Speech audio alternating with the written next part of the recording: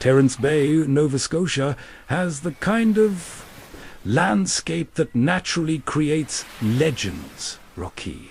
Shoreline, heavy fog, isolated coves, shipwreck, history, and generations of oral storytelling. Many stories are local tradition rather than documented fact, but they remain part of the area's character. Hi guys, welcome to TJ's Outdoor Antics. Today we're in Nova Scotia exploring Prospect Bay and Terence Bay. It's located just outside Halifax on the Shipwreck Peninsula.